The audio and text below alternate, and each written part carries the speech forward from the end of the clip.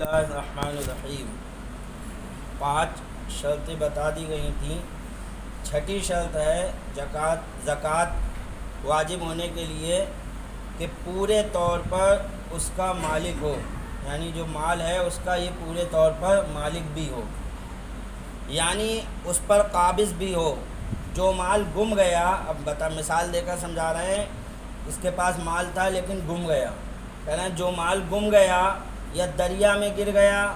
یا کسی نے غصب کر لیا اور اس کے پاس غصب کے گواہ نہ ہوں، یا جنگل میں دفن کر دیا تھا اور یہ یاد نہ رہا کہ کہاں دفن کیا تھا،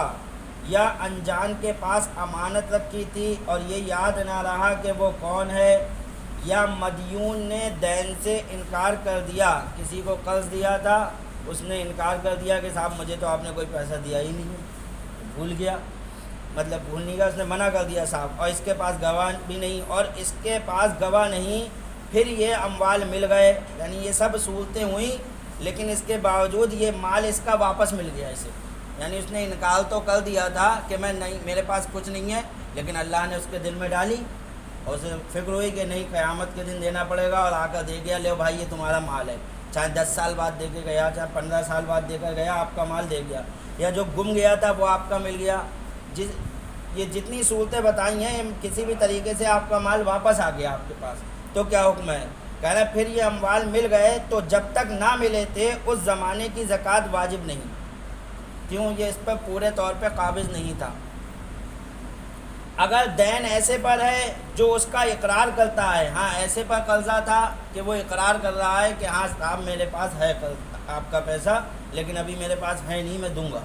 یہ کہہ رہا ہے، یہ نہیں کہہ رہا کہ صاحب آپ نے مجھے دیا ہی نہیں، بلکہ یہ کہہ رہا ہے کہ ہاں آپ نے دیا تو ہے لیکن ابھی میرے پاس ہے نہیں، جب ہوں گے میں دے دوں گا۔ اقرار کرتا ہے مگر ادا میں دیر کرتا ہے، یا نادار ہے، یا قاضی کے یہاں اس کے مفلس ہونے کا حکم ہو چکا،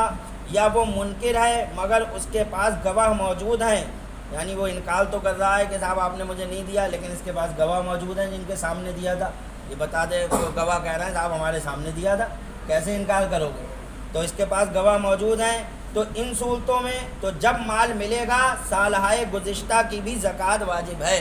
اس صورت میں اگر مال ملا واپس آپ کا جو دیا تھا، تو جب دیا تھا تب سے لے کر، یا جب سے گما تھا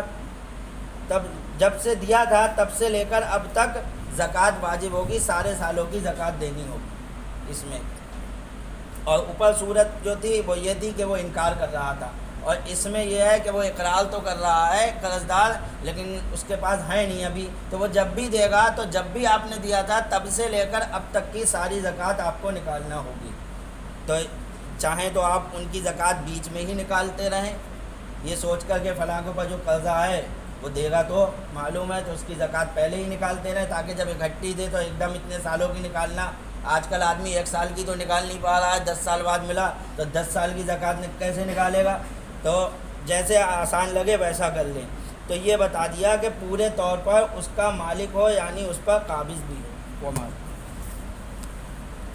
بسم اللہ الرحمن الرحیم۔